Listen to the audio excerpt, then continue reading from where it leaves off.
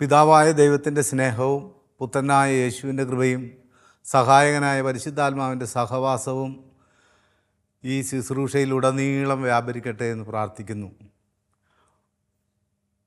വചനദീപ്തി പ്രേക്ഷകരെ, ലോകം മുഴുവനുമുള്ള എല്ലാ കുടുംബങ്ങളെയും ലോകത്തിന് പ്രകാശം വീശുന്ന ഈ ശുശ്രൂഷയിലേക്ക് ഏവരെയും കർത്താവിൻ്റെ നാമത്തിൽ സ്വാഗതം ചെയ്യുന്നു.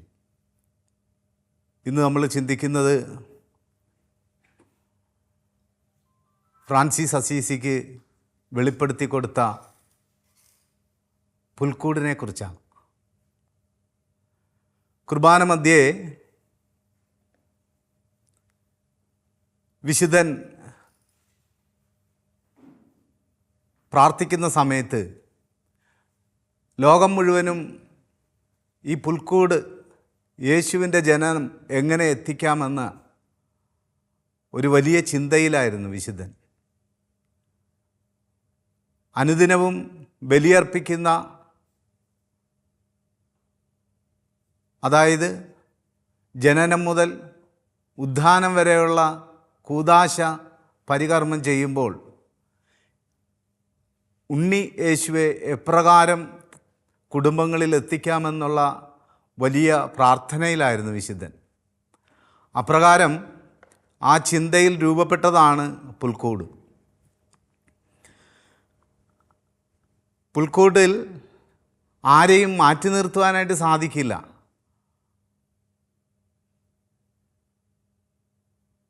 പുൽക്കൂട്ടിൽ പ്രധാനമായും 3 പേരെ കാണിക്കണം, 3 പേരെ അവിടെ പ്രതിഷ്ഠിക്കണം.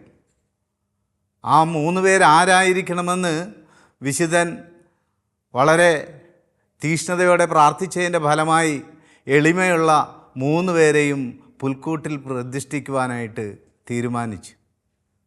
നമുക്കറിയാം, എളിമയുടെ പ്രതീകം പരിശുദ്ധ അമ്മയാണ്. അമ്മയെയും അതിലുപരിയായി മകനെയും പുൽത്തൊട്ടിൽ കിടക്കുന്ന ഉണ്ണി യേശുവെ എളിമയുടെ വലിയ പ്രതീകമായി പ്രതിഷ്ഠിക്കുകയും ചെയ്തു. പിന്നീട് എളിമയുടെ പ്രതീകം നമുക്കറിയാം, എളിമയോടെ ജീവിച്ച അനുസരണയുള്ള വിശുദ്ധ ഔസേപ്പിതാവ്. ഔസേപ്പിതാവ് അനുസരണയുള്ളവനായിരുന്നു. ശ്രേഷ്ഠമായി ചിന്തിക്കുകയും മാലാഖ പറഞ്ഞതനുസരിച്ച് പ്രവർത്തിക്കുകയും ചെയ്ത, പ്രത്യുത്തരം പോലും നൽകാതെ മൗനം ഭുജിച്ചുകൊണ്ട് എളിമയെ കാട്ടിത്തന്ന വിശുദ്ധ ഔസേപ്പിതാവിനെ നമുക്ക് കാണുവാനായിട്ട് സാധിക്കും. പിന്നീട് ഈ വിശുദ്ധൻ്റെ മനസ്സിൽ കടന്നു വന്നത്, ആരെയാണ് പുൽക്കൂട്ടിൽ ഇനി സ്ഥാപിക്കേണ്ടത്? അപ്പോൾ ഒഴിവാക്കാൻ പറ്റാതിരുന്ന ഏറ്റവും ശ്രേഷ്ഠമായ മാലാഖയെ പ്രതിഷ്ഠിക്കുവാനായിട്ട് തീരുമാനിച്ചു. അങ്ങനെയാണ് പുൽക്കൂടിന് ഫ്രണ്ടിൽ മാലാഖയെ നമ്മൾ സ്ഥാപിക്കുന്നത്. ദൈവം പറഞ്ഞത് അനുസരിച്ച് ഭൂമിയിലേക്ക് വന്ന് ആദ്യമായി അമ്മയോട് സംസാരിച്ച് വാഗ്ദാനം നൽകിയ ഈ മാലാഖയെ ഒഴിവാക്കുവാനായിട്ട് സാധിക്കുകയില്ല.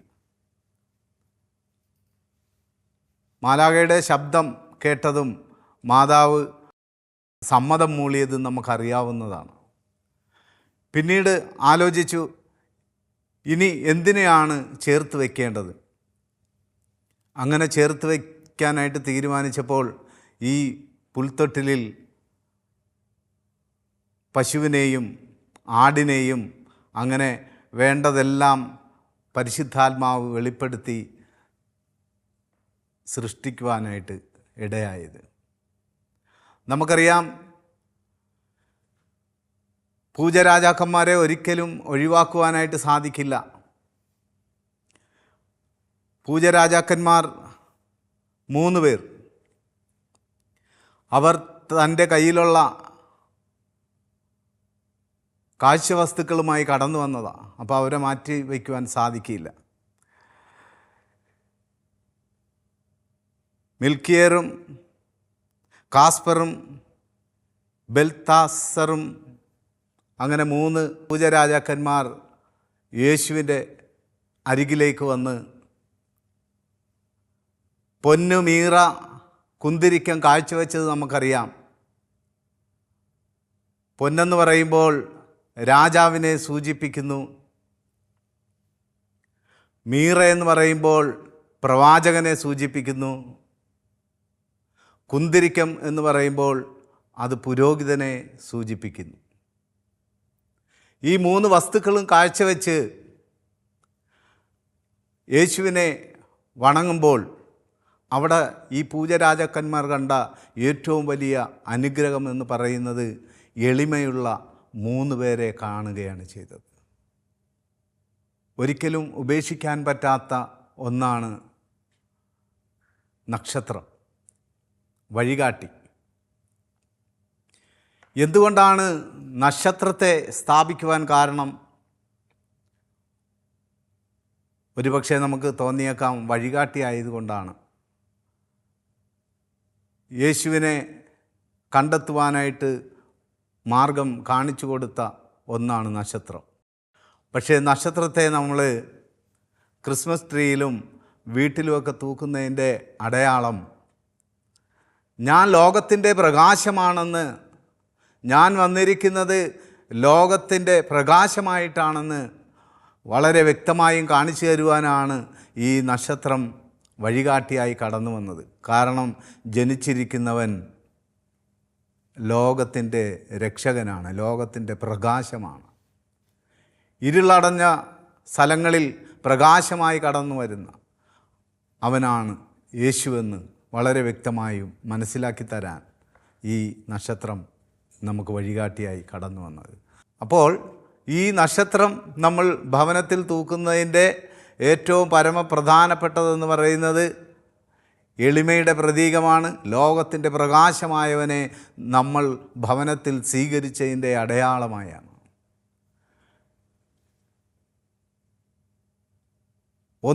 ഒന്നിനെ മാറ്റിവെക്കുവാൻ ഒരിക്കലും സാധിക്കില്ല.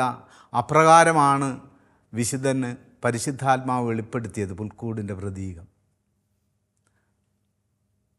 ക്രിസ്മസ് വന്നാൽ പുൽക്കൂടില്ലാത്ത ഭവനങ്ങൾ ഉണ്ടായിരിക്കില്ല.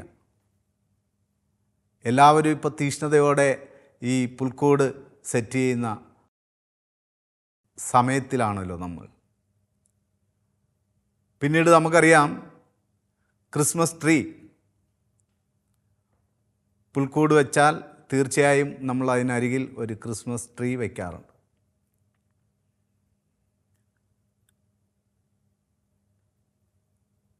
ക്രിസ്മസ് ട്രീ പച്ചപ്പുള്ളതാണ്. ട്രീ എന്ന് പറയുമ്പോൾ തീർച്ചയായിട്ടും പച്ചപ്പുള്ളത്, ജീവനുള്ളത് ആണ് നമ്മൾ വയ്ക്കുന്നത്. എന്താണ് പച്ചയെ സൂചിപ്പിക്കുന്നത്? നിത്യജീവനെ പ്രദാനം ചെയ്യുന്നു. നിത്യജീവനിലേക്കാണ് അത് നമ്മളെ വെളിപ്പെടുത്തുന്നത്. കാരണം ഈ വൃക്ഷം എപ്പോഴും മുകളിലേക്കാണ് നോക്കി നിൽക്കുന്നത്. ഒരു വൃക്ഷവും താഴേക്ക് നോക്കി നിൽക്കാറില്ല. അപ്പോൾ പച്ചയായ ഈ വൃക്ഷം നമുക്ക് തരുന്ന അടയാളമെന്നത് നിത്യജീവനിലേക്ക് പ്രവേശിക്കാൻ. ഹല്ലേലൂയ. പിന്നീട് നമ്മൾ ഈ ക്രിസ്മസ് ട്രീയിൽ ഒത്തിരി കൊച്ചു കൊച്ചു കാര്യങ്ങൾ അതിൽ നമ്മൾ നിക്ഷേപിക്കാറുണ്ട്. മണി നമ്മളതിൽ കെട്ടി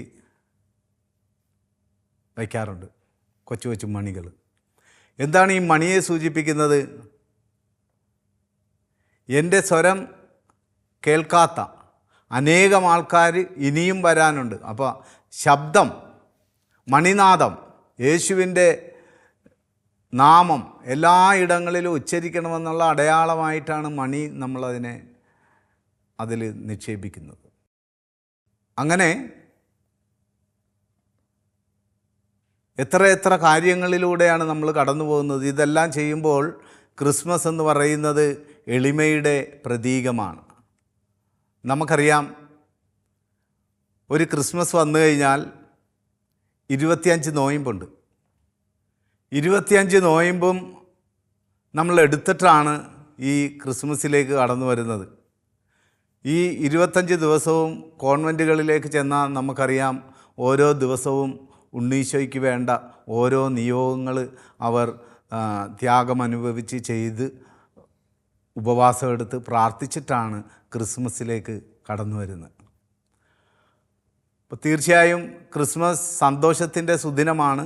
എന്നാൽ ഉപവാസത്തോടെയുള്ള സന്തോഷമാണ് ക്രിസ്മസ് കൊണ്ട് നമ്മൾ ആഗ്രഹിക്കുന്നത്. ദൈവത്തിൻ്റെ വലിയ കൃപയാൽ ക്രിസ്മസ് സന്തോഷപൂർണ്ണമായി തീരട്ടെ എന്ന് പ്രാർത്ഥിക്കുന്നു. ദൈവം തിരഞ്ഞെടുത്തവരുടെ വിശ്വാസത്തെയും ദൈവഭക്തിക്ക് ചേർന്ന സത്യത്തിൻ്റെ ജ്ഞാനത്തിലും നിത്യജീവൻ്റെ പ്രത്യാശയിൽ വർദ്ധിക്കുന്നതിന് വേണ്ടി ഞാൻ നിയോഗിക്കപ്പെട്ടിരിക്കുന്നു.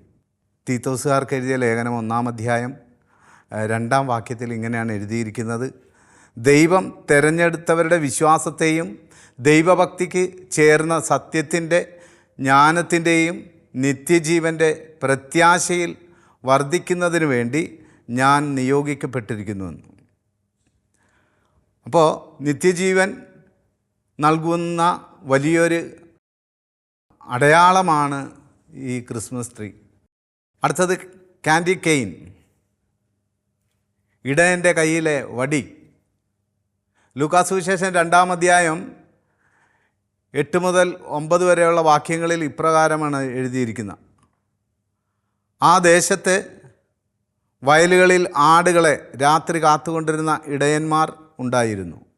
കർത്താവിൻ്റെ ദൂതൻ അവരുടെ അടുത്തെത്തി, കർത്താവിൻ്റെ മഹത്വം അവരുടെ മേൽ പ്രകാശിച്ചു. അവർ വളരെയധികം ഭയപ്പെട്ടു. അപ്പോൾ ദൈവത്തിൻ്റെ ദൂതൻ കടന്നു വന്നത് ഈ ആട്ടിടയന്മാരിലാണ്. ആട്ടിടയൻ എന്ന് പറയുമ്പോൾ എപ്പോഴും അവൻ കരുതലുള്ളവനും കാത്തിരിക്കുന്നവനും സംരക്ഷിക്കുന്നവനുമാണ്. ഈ ആട്ടിടയൻ്റെ അടുത്തേക്കാണ് ദൈവത്തിൻ്റെ ദൂതൻ വരുന്നത്. ആ ദൂതൻ വരുമ്പോൾ ഇവർ ഈ ആടുകളെ സംരക്ഷിക്കുന്നതാണ് കാണുന്നത്. അപ്പോൾ കയ്യിലൊരു വടിയുണ്ട്.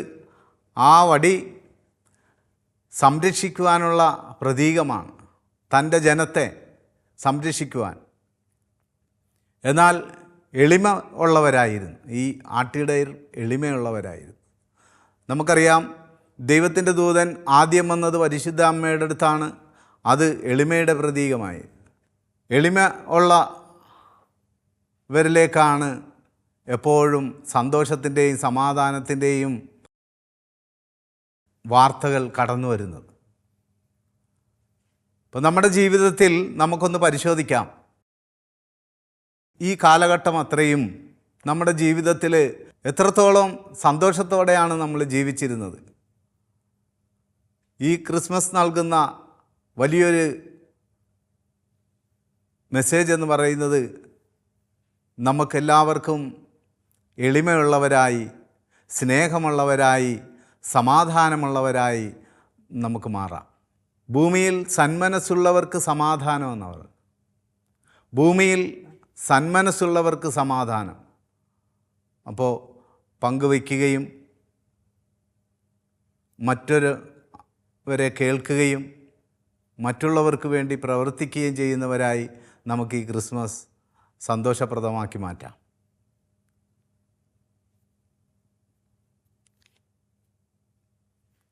യോഹന്നാൻ 10:11 പറയുന്നു: ഞാൻ നല്ല ഇടയനാണ്, ഇടയൻ ആടുകൾക്ക് വേണ്ടി ജീവൻ അർപ്പിക്കുന്നു.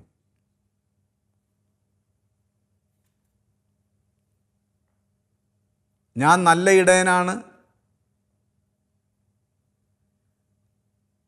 ഇടയനാണ് ജീവൻ അർപ്പിക്കുന്നത്. നമുക്കറിയാം, ക്രിസ്മസ് ട്രീയിൽ പച്ച നമ്മൾ നേരത്തെ പറഞ്ഞതുപോലെ നിത്യജീവനെ പ്രദാനം ചെയ്യുന്നു.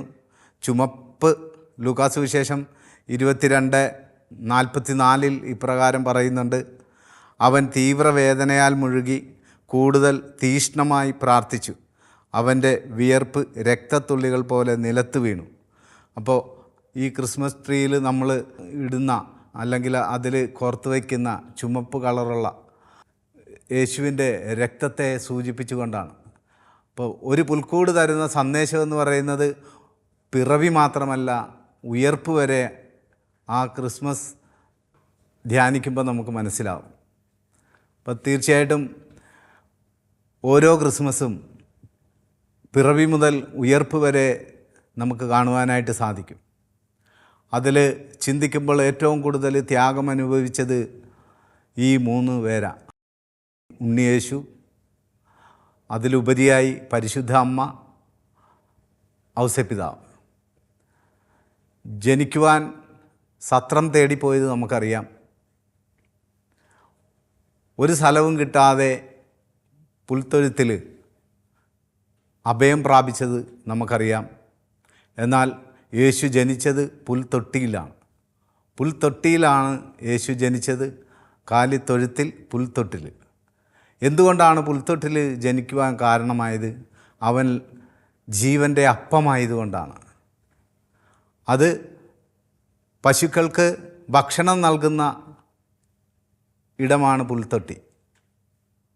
ഈ പുൽത്തൊട്ടിൽ ജനിച്ചപ്പോൾ അവൻ ലോകത്തിൻ്റെ ജീവനുള്ള അപ്പമായി തീർന്നെങ്കിൽ ഇന്ന് നമുക്ക് അപ്പമായി പകർന്നു നൽകിക്കൊണ്ടിരിക്കുകയാണ് ഓരോ ദിവസവും. ഇനി ജനനം മുതൽ എടുത്തു നോക്കിയാൽ പരിശുദ്ധ അമ്മയും വിശുദ്ധ ഔസേപ്പിതാവും കണ്ട ദർശനമനുസരിച്ച് ഈ പൂജരാജാക്കന്മാർ വന്നതിന് ശേഷം ഒരു യാത്ര ഈജിപ്തിലേക്ക് നടത്തുന്നുണ്ട്. ബെത്ലഹേം മുതൽ ഈജിപ്റ്റ് വരെ 400 മൈൽ ദൂരമെന്നാണ് പറയുന്നത്. അങ്ങനെയാണെങ്കിൽ 1 മാസമാണ് ഈ ഉണ്ണിയും കൊണ്ട് നടന്നത്. അപ്പോൾ വിശുദ്ധ അന്തോനീസ് ഇങ്ങനെ ചോദിക്കുന്നുണ്ട്, ഇവർ സഞ്ചരിച്ച വഴികളിൽ ഘോര മൃഗങ്ങൾ ഉണ്ടായിരുന്നല്ലോ. എത്രയോ ഭയാനകമായ രാത്രികളാണ് കടന്നു വന്നത്. വിശുദ്ധ അന്ത്രയോസ് ചോദിക്കുന്നുണ്ട്, അപ്പോൾ ഒരു ഉടുപ്പല്ലേ ഉണ്ടായിരുന്നുള്ളൂ, എന്നാലും ഈ പൂഴി നിറഞ്ഞ ഈ കാട്ടിലൂടെ കടന്നു പോകുമ്പോൾ എത്ര ദുരിതമാണ് അനുഭവിച്ചിരുന്നത്. പ്രിയ സഹോദരങ്ങളെ, ഈ ഉണ്ണിയേശുവിൻ്റെ ജനനം എന്ന് പറയുമ്പോൾ നമ്മൾക്ക് വലിയ എളിമയിലേക്ക് വരുവാനുള്ള ത്യാഗത്തിൻ്റെ, നമ്മുടെ ജീവിതത്തിൽ ഒന്നുമല്ല എന്ന് മനസ്സിലാക്കി തന്നുകൊണ്ട് എളിമയുടെ പ്രതീകമായി ഒത്തിരി നാളത്തെ പ്രയത്നവും ഒത്തിരി നാളത്തെ സഹനവും കൊണ്ടാണ് ഈ ഉണ്ണി യേശുവിനെയും കൊണ്ട് പരിശുദ്ധ അമ്മയും ഔസേപ്പിതാവും യാത്ര തിരിക്കുന്നത്. പിന്നീട് നമുക്ക് ബൈബിൾ ധ്യാനിക്കുമ്പോൾ അറിയാം, തിരിച്ചൊരു യാത്ര.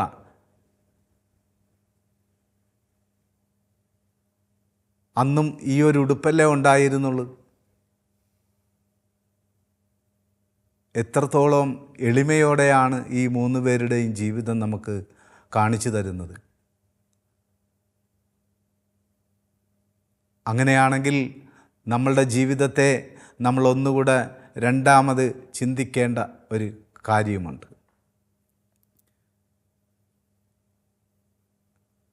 ദൈവത്തിൻ്റെ വലിയ കൃപയാൽ ദൈവം നമ്മളെ നിരന്തരം പരിപാലിക്കുകയും സംരക്ഷിക്കുകയും വഴി നടത്തുകയും ചെയ്യുമ്പോൾ നമുക്ക് കൂടുതൽ എളിമയുള്ളവരായി തീരാം.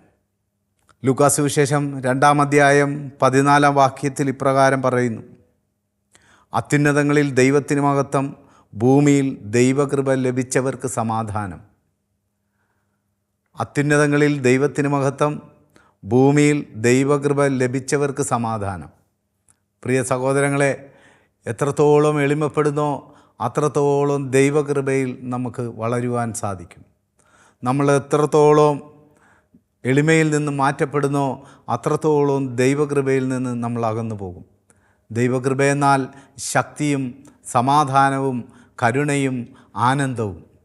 ഇത് നമുക്ക് ദൈവം നൽകും. എത്രത്തോളം എളിമപ്പെട്ട് നമ്മൾ ജീവിക്കുന്നുവോ അത്രത്തോളം നന്മയിലേക്ക് നമുക്ക് കടന്നു വരുവാൻ ദൈവം നമ്മളെ വഴി തുറക്കും. യെശയ്യാപ്രവചനം 32-ാം അധ്യായം അതിൻ്റെ 17-ാം വാക്യം, നീതിയുടെ ഫലം സമാധാനമായിരിക്കും, നീതിയുടെ പരിണിതഫലം പ്രശാന്തതയും എന്നേക്കുമുള്ള പ്രത്യാശയുമായിരിക്കും. നീതിയുടെ ഫലം സമാധാനമായിരിക്കുമെന്ന്. നമ്മൾ ചെയ്യുന്ന എല്ലാ കാര്യങ്ങളും നീതിപരമാണോ നീതിയോടെയാണോ എന്ന് നമ്മൾ ധ്യാനിക്കേണ്ടിയിരിക്കുന്നു ഈ ക്രിസ്മസ് കാലഘട്ടത്തിൽ.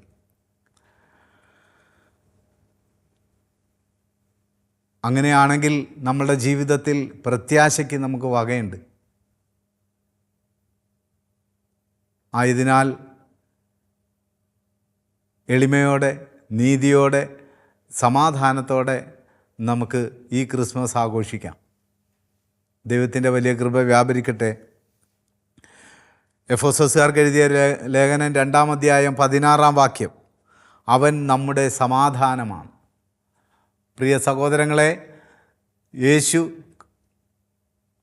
പുൽത്തൊട്ടിൽ ജനിച്ച് വലിയൊരു സന്ദേശം നമുക്ക് തരികയാണ്, ഞാൻ സമാധാനമാണെന്ന്.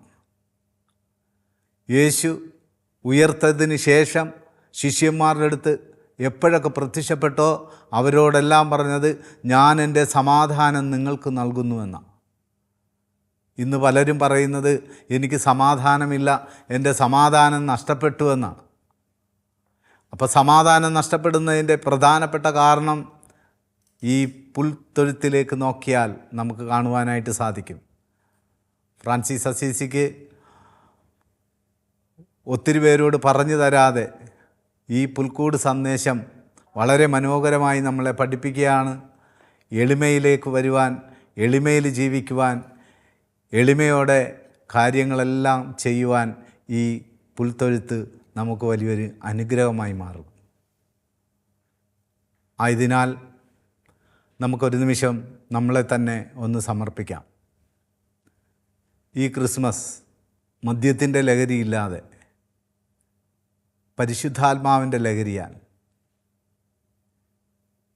ഈ ക്രിസ്മസ് ആർഭാടങ്ങളില്ലാതെ, ആഘോഷങ്ങളില്ലാതെ അനേക ഇടങ്ങളിലേക്ക് നന്മയായി കടന്നു ചെല്ലുവാൻ, അനേകർക്ക് സഹായമായി മാറുവാൻ, അനേകരെ സംരക്ഷിക്കുവാൻ, എളിമയോടെ ജീവിക്കുവാൻ, പ്രവർത്തിക്കുവാൻ ഈ ക്രിസ്മസ് എനിക്ക് വലിയൊരു അനുഗ്രഹമായി തീരട്ടെ എന്ന് പ്രാർത്ഥിച്ചുകൊണ്ട് പിതാവിൻ്റെയും പുത്രൻ്റെയും പരിശുദ്ധാത്മാവിൻ്റെയും നാമത്തിൽ ആമേൻ.